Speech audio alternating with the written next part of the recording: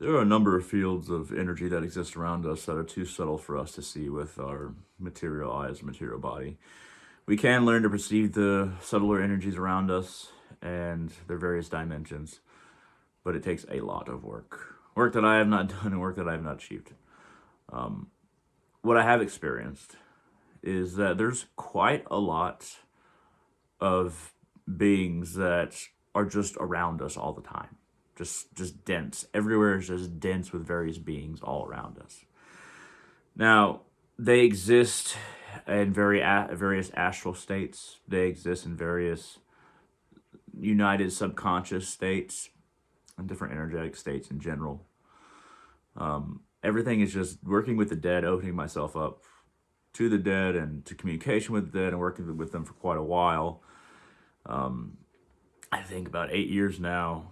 And becoming sensitive to their energies has made me realize how dense everywhere is with all these subtler beings, conscious energy forms in one state or another. It's nothing I can prove to you, but to the best of my ability, I assure you that they are there. So these subtler beings, we may ask, how come they can't affect us? How come they can't push us? Or how come they can't tweak our minds in some way or affect us if they're all around us? And, most of them can't see us and we can't see them. Quite a few of them can see us, and the more you become more visible to them, the more you work with the dead, the more you work with subtler energies, the more visible you become. But it's extremely difficult for beings on any of this on where their existence is mainly on one of these subtler energy levels to manifest and affect a material body or material mind that operates with the mechanics of this universe. We see space in this universe, the material universe, or group of universes, however many there are. We see space, we see all this emptiness around us.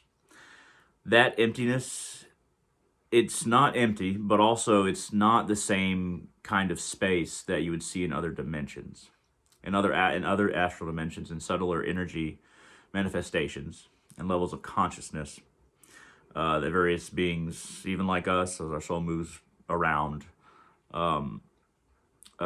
their sky looks very different. It's denser they see those subtler energies that are just throughout space. Now, in the astral realms, they have planets, and they do planet equivalents in all the various dimensions, in the astral hells and the astral heavens, in the abyss, and it's just space is more chaotic. It's more dangerous, or if you're in like higher dimensions, it's just more filled with energy that you can pick up on, that you can interact with, and you can choose to.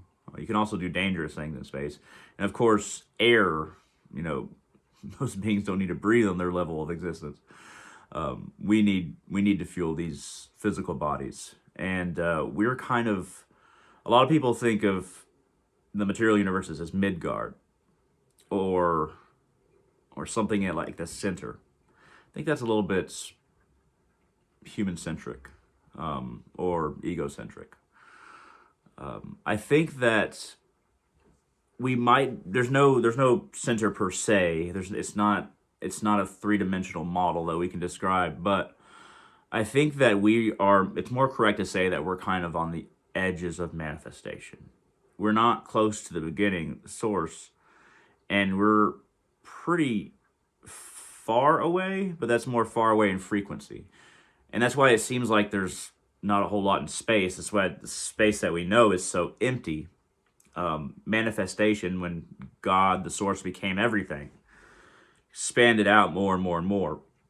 I think the material universes, if we're going to say that they have a place, I think they're more on the edges of things, but not in the same way the abyssal realms are. Those are kind of around, but their vibration is not. It's hard for me to describe them, but it's not material vibration. But it's in a similar way. We're at the furthest expansions of when God became everything to experience itself. God, being a him doesn't really make a whole lot of sense. But we're on the fringes of manifestation. But we're also concentrated energy. Because while we can't see a whole lot of energy around us and we can't really interact with it that much, we're also more concentrated beings. So in a way, we're more concentrated energy because usually if you're on various astral realms or different realms in general, your your individuality, it exists, but it's so much more connected to everything around you. You can pick up on things, you can communicate through the energy around you. Send it ripples like in the ocean, like in water, where you move your hand through the water and it sends a ripple, it sends a wave, a little wave. Um, you feel more connected to everything, and your identity is unique and tied to your various mixtures of energies.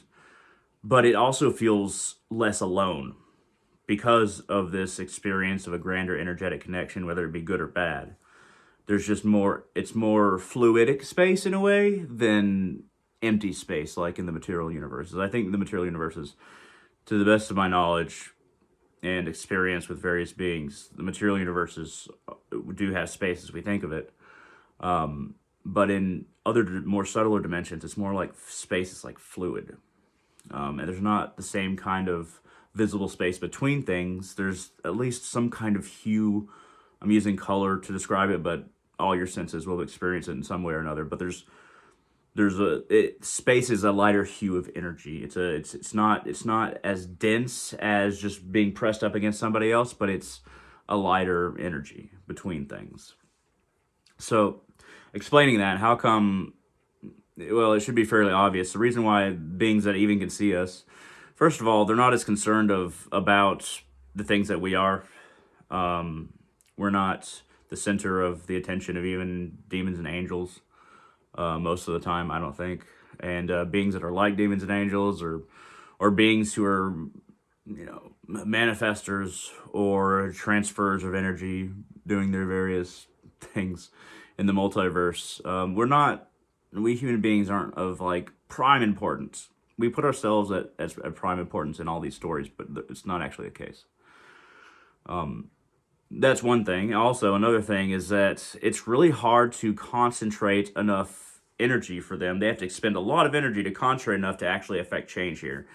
And the vast majority of subtler beings can't do it. Whatever kind of being it is, whether it be a human being that's in various parts after soul fragmentation, and there's either the spirit part or the ghost part, the ego part, and even though they can see us, most of them that can see us, I believe, and they try to interact with us, they can't, because they can't concentrate and bring enough energy together to make anything solid or something that can interact with solid matter or influence a brain that operates in a more material universe.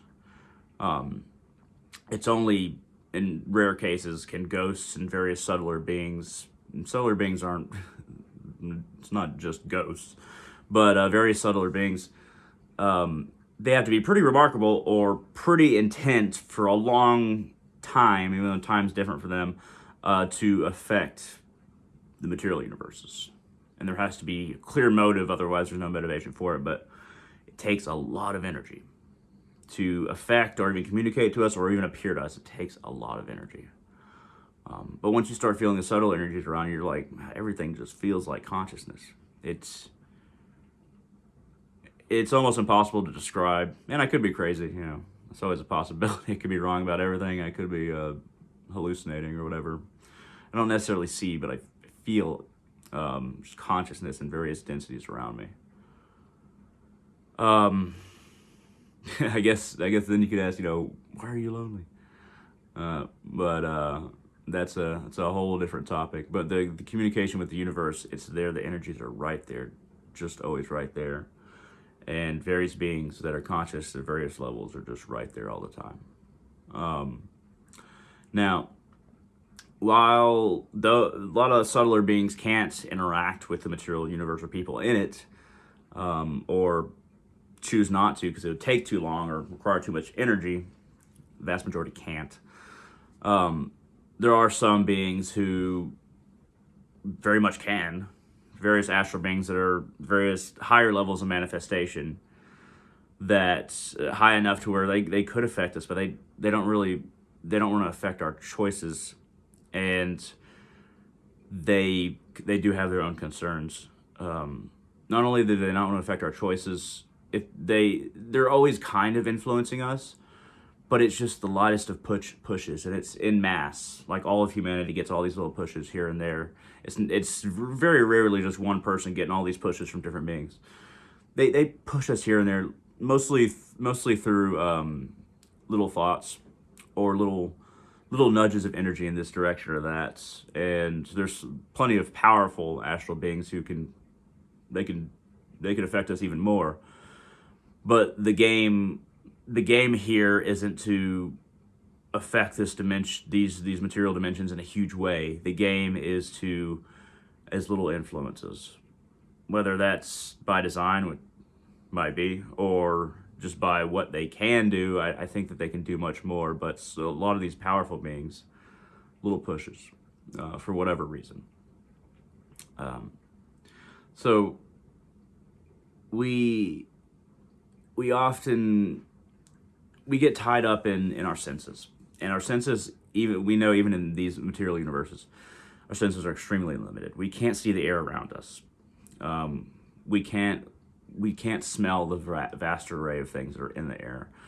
Ants actually see a few more colors than us. We don't even see the full color spectrum. If we saw the whole color spectrum and we saw most light, we might go crazy because we'd see light everywhere. We'd see various levels of light. Very less would be clear and invisible to us. In a way, it's a little bit of a blessing even in the material universes. In the astral universes, you're operating on a different level, whether it's lower or higher, and I think that in the hells or places like that, and even the abyss, you are subtler. You're not more material there. You're the most material in the material universes. But these senses that we have, we think that all the senses that we have exist in isolation. The eyes, the ears, the nose, different senses. In most subtler realms, all the senses are in every sense. Like you can smell through your eyes, you can feel through your nose. It's a whole nother level of experience through energy that connects everything, and just also your just natural ability not being solid. Your energetic body has a much more wider range of experiential ability. So we all have energetic bodies that are manifested in various dimensions at the same time. So we're not just here; we're in various dimensions all at once. In a way, a lot of our bodies they're being affected by our actions and what we choose to manifest and how we choose to be. But they're kind of walking around a little bit. You could say in the other dimensions are a little bit like zombies. But once again, it's hard for other things to affect them even there. They can kind of see us. But when I say dimensions, you're not at a different place. You're still in the same place, but different dimensions or frequencies. I hope I'm remaining on topic. I think I have been. I'm a little tired, but I thought I'd get this out. This is something I've been thinking about today. Well, for a long time, but especially today. So when you hear people talking about opening portals and things, it's never... Anybody who says they can open up like a physical portal to hell or something. Now, something like that is technically possible. Like, it'd be like saying a man can technically run as fast, maybe as fast as a cheetah one day, or maybe has in the past, perhaps. But it's extremely rare, edging on never. But the material physical things wouldn't come forth unless they were beings that could concentrate their energy, so those would be very powerful beings and make themselves into material, because they're not material in other, in the hells or, in the heavens. And I'm using hells and heavens because people kind of know these terms. I'm not actually attaching the same Christian connotation to them. I'm just using them because, if I said Swarg and Narg, esque, if I said something like that, we wouldn't really get anywhere. So it's technically possible to open a gateway to the heavens or be from that side. It's very rare. The stability of the material universe relies on them being isolated, but everything still exists all at once at the same place in a way. If you're in the same place, I'm making it very confusing. I apologize, but yeah. So the beings in other dimensions can't really affect us. They don't. It's technically possible. It's technically possible for these gateways to be opened. What happens far more than that is beings actually affecting us slightly in this universe, or in a big way, being pushed downstairs. But you have to be incredibly focused ghost to do something like that, and incredibly just passion, because a lot of the frustration comes from having all this passion but not having a body to enact it through. So that energy can be concentrated into affecting a physical person. Anyway, this has been kind of a rant. I hope it's been interesting. I hope y'all enjoyed it. Just been talking about energy, various beings, and how everything, there's so much around us that we just don't see. It's there, we just don't see it. And we're existing in all levels, and at least in some small way, all at once. Thank you very much for watching, and hope all of you have a wonderful day.